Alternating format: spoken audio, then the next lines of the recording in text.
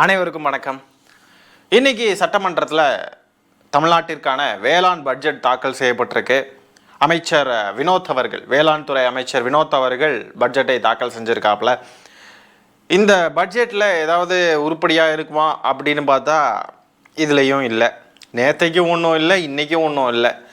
வேளாண் துறை அமைச்சர் வேளாண்மைக்கான ஏதாவது பட்ஜெட்டு, விவசாயிகளுக்கு ஏதாவது சொல்லுவார் ஏதாவது அப்படின்லாம் இருக்குன்னு பார்த்தாக்க, வேலை இல்லாதவன் ஒரு விஜய் ரசிகன் என்ன பண்ணுவானோ, எப்படி விஜய்னு புகழ்ந்துக்கிட்டு ரசிக வெறியில் சுற்றிக்கிட்டு இருப்பானோ, அதே மாதிரியே வேளாண் துறை அமைச்சர் சட்டமன்றத்துக்குள்ளே இன்றைக்கி விஜய்னு சொல்லிட்டு புகழாரம் பாடிக்கிட்டு இருந்திருக்காப்புல. வேளாண் பட்ஜெட் வாசிக்க சொன்னால் அப்படியே பெரிய கவிதை ஒன்று எழுதி வச்சுக்கிட்டு விஜய் அவர்களுக்கு அதை அங்கே வந்து நின்று வாசிச்சுக்கிட்டு இருக்காப்புல. மன்னா நீ ஒரு மாமா மன்னா, மாமா மன்னா அப்படின்ற மாதிரிலாம் நின்று வாசிச்சுக்கிட்டே இருக்காப்புல. இதில் சபாநாயகரே கடுப்பாயிட்டாப்புல. அந்த வேளாண் பட்ஜெட்டில் என்ன இருக்கோ அதை மட்டும் வாசிங்க ப்ரோ, தேவையில்லாதெல்லாம் வாசிக்காதீங்க ப்ரோ அப்படின்ட்டு சபாநாயகரே கடுப்பாகி திட்டிவிட்டாப்புல. அந்த காணொலியை லைட்டாக பாருங்க ஃப்ரெண்ட்ஸ். பணநாயகத்தை தோற்கடித்த பாமரனின் ஜனநாயக முதல்வர் நீங்கள். பணநாயகத்தை தோற்கடித்த பாமரனின் ஜனநாயக முதல்வர் நீங்கள். திரைமன்றங்களில் மட்டுமல்ல, சட்டமன்றத்திற்கும் நாயகன் நீங்கள் தான். திரைமன்றங்களில் மட்டுமல்ல, சட்டமன்றத்திற்கும் நாயகன் நீங்கள் தான்.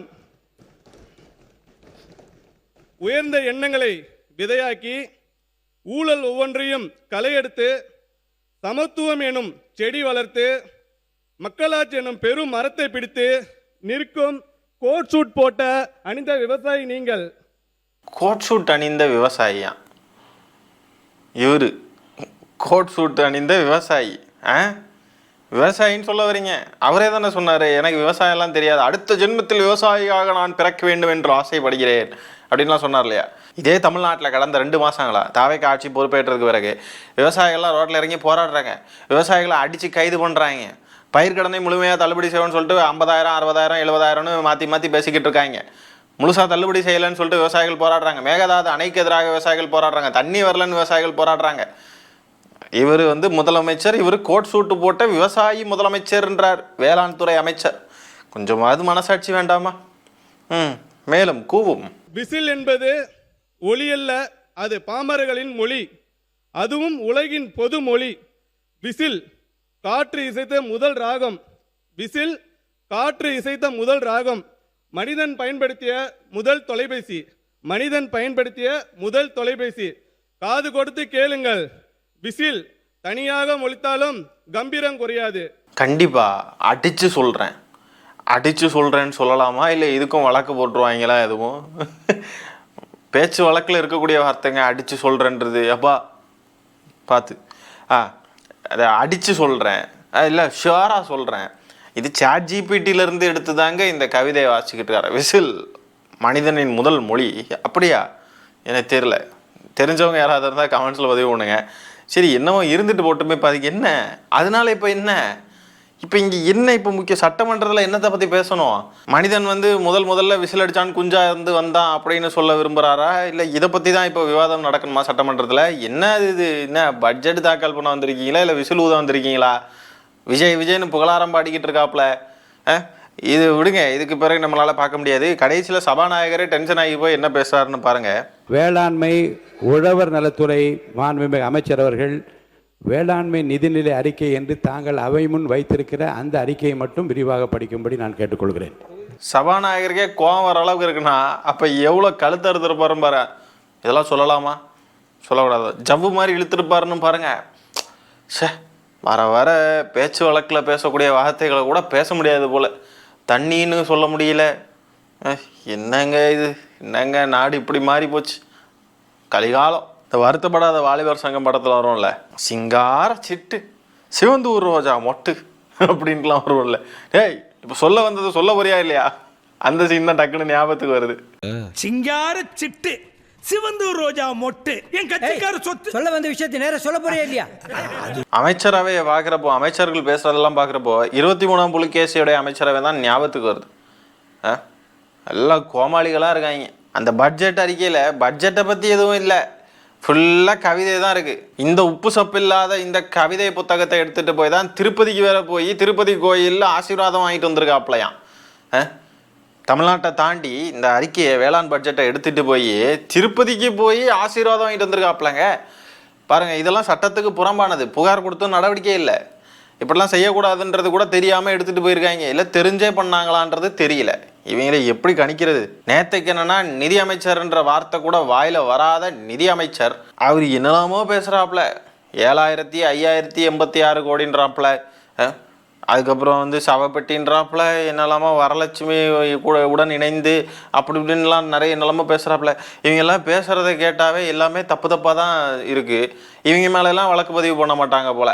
அனைவருக்கும் சம வாய்ப்பினை வழங்கி வரலட்சியுடன் இணைந்து கண்காணிப்பு முடிவான தண்ணி அப்படின்னு சொல்லிட்டா உடனே வழக்கு பதிவு, உடனே கைது பண்ணி சென்னையிலேருந்து தஞ்சாவூருக்கு வர இழுத்துட்டு போவாங்க. விவசாயிகள்லாம் இந்த பட்ஜெட்டை பார்த்துக்கிட்டு இருந்திருப்பாங்க. அவங்களுக்கெல்லாம் எப்படி இருந்திருக்கும் யோசிச்சு பாருங்க. எவ்வளோ எரிச்சலாக இருந்திருக்கும் இல்லையா? தளபதி, நீங்கள் தான் தளபதி, இந்த மண்ணை காப்பாற்ற வந்த, மக்களை காப்பாற்ற வந்த சிங்கமே, புயலே இப்படிலாம் பேசிக்கிட்டு இருந்தா எப்படி இருக்கும்? கோபம் வருமா வராதா? இப்படிப்பட்ட ஒரு தற்குறி கூட்டம் தான் அமைச்சர்களாகி உசுரை எடுக்கிறாங்க.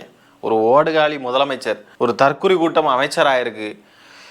ஐயோ, அதனால்தான் சொல்கிறேன், my leader has the courage to make tough decision.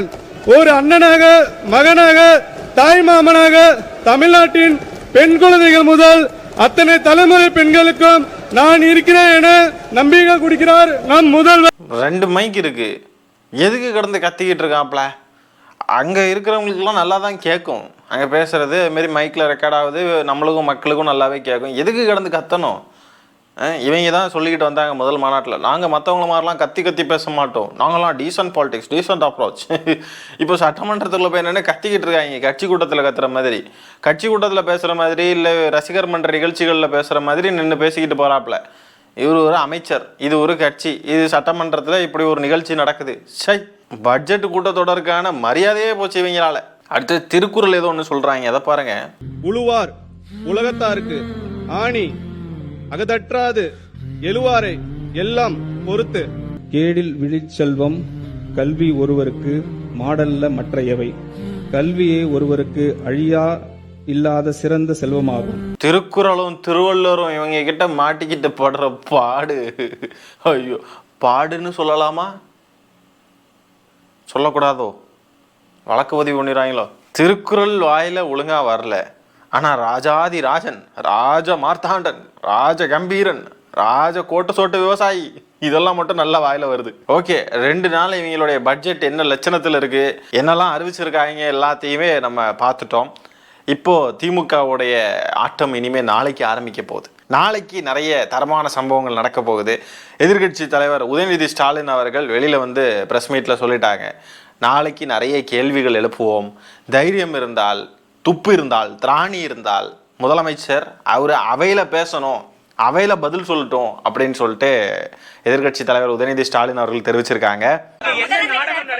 அதே நாடகத்தை தான் தாவேகாவும் போடுதுன்னு சொல்லிட்டு அதிமுக பொதுச் செயலாளர் குற்றம் சாட்டிட்டு இருக்காரு. நாடகமா? என்ன நாடகம்? நீங்களும் வேளாண் பட்ஜெட்னு ஒரு நாடகத்தை போட்டீங்க, அவங்களும் அதே நாடகத்தை போடுறாங்க அப்படின்றது நாங்களாம் இது கொடுத்தோம், தேர்தல் வாக்குறுதி கொடுத்தோம், பயிர்க்கடன் தள்ளுபடி பண்ண போறோம்னு நாங்க வாக்குறுதி கொடுத்தோமா? சொல்லுங்க.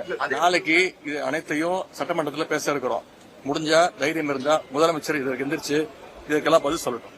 நாங்க அவையில பதில் சொல்றோம். கடைசியாக சொன்னார் பாருங்க, அவையில் பதில் சொல்லணும், அவையில் பேசணும், வீட்டுக்கு ஓடி போய் ட்விட்டரில் ட்வீட் போடக்கூடாது. எப்படியும் வாயை திறக்க மாட்டாருங்க சிஎம் சார், அவருக்கு பேச தெரியாது, அவர் பேச மாட்டார். யாராவது இந்த கூட இருக்காங்கல்ல, அமாவாசை, அப்புறம் பள்ளிக்கல்வித்துறை அமைச்சர் ராஜ்மோகன் அவர்கள், இந்த மாதிரிப்பட்ட நபர்களை தான் ஏவி விட்டு பேச விடுவார். மற்றபடி அவருக்கு வாயை திறந்து பேச தெரியாது. அப்படியே வாயை திறந்தாலும் அவருக்கு நல்ல வார்த்தைகளாக வரும், டான்ஸுன்னுவார், வாயில் நல்லா வந்துரும்னு சொல்லுவார். இல்லைன்னா இப்படி வைப்பார், இப்படி வைப்பார், இங்கே நான் என்ன டான்ஸ் ஆடுவார். அவருக்கு தான் எதுவும் பேச தெரியாதே, அவர் எப்படி பேசுவார்? காலக்கொடுமை. இவரையெல்லாம் முதலமைச்சர்னு ஏற்றுக்க வேண்டிய நிலைமையில் நம்ம இருக்கோம் பாருங்க. காலக்கொடுமை கரவச்சி சரவணா. சரி, இவ்வளோ நேரம் பேசுனியா, அந்த வேளாண் பட்ஜெட்டில் என்னதான்ப்பா இருக்குது, அதை பற்றி ஏதாவது சொல்லுன்னு கேட்டிங்கன்னா, ஏதாவது இருந்தால் தானே சொல்கிறதுக்கு. எதுவுமே இல்லை. அதில் ஒரே ஒரு திட்டத்தை மட்டும் சொல்கிறேன், முட்டு கொடுக்கும் திட்டம் அப்படின்னு ஒரு திட்டம். சரிங்களா? காற்றினால் வாழை மரங்கள் சாய்வதால் ஏற்படும் இழப்புகளை தவிர்க்க ரூபாய் 6.25 கோடி மதிப்பீட்டில் முட்டு கொடுத்தல் திட்டம் வேளாண் பட்ஜெட்டில் அறிவிக்கப்பட்டுள்ளது. இது மட்டும்தான் என்னால் சொல்ல முடியும். தாவேக்காரங்களுக்கு நல்லா ரிலேட் ஆகிற மாதிரி ஒரு திட்டம், தாவேக்கா கொண்டு வரக்கூடிய திட்டம் இந்த லட்சணத்தில் தான் இருக்கும், முட்டு கொடுக்கறது இந்த மாதிரி. அது மாதிரி தாவேக்கா அரசின் சட்டமன்றம் எப்படி இருக்குன்றதையும் பார்த்துட்டோம். அது சட்டமன்றமாக செயல்படாமல் ரசிகர் மன்றமாக செயல்படும், அதை நம்ம பார்த்துட்டோம். ஸோ இப்படி தான் இருக்கும் இந்த ஆட்சி, இந்த சட்டமன்றம், ஆட்சி, கவர்மெண்ட் எல்லாமே இப்படி தான் இயங்குது, நம்ம பார்த்துட்டோம். இதில் இவங்க கொண்டு வரக்கூடிய திட்டங்கள், அறிக்கையில் என்ன இருக்கும், இதெல்லாம் வந்து என்ன முட்டு கொடுக்கறது, இந்த மாதிரி தான் ஏதாவது இருக்கும். ஆக இன்னைக்கு நடந்த இந்த ரசிகர் மன்ற நிகழ்ச்சியை பற்றி என்ன நினைக்கிறீங்க? சட்டமன்றத்தில் நடந்துச்சு இல்லையா, இதை பற்றி என்ன நினைக்கிறீங்க? உங்களுடைய கருத்துக்களை கமெண்ட்ஸில் பதிவு பண்ணுங்கள். இந்த காணொலியை நான் இத்துடன் நிறைவு செய்து கொள்கிறேன். நன்றி, வணக்கம்.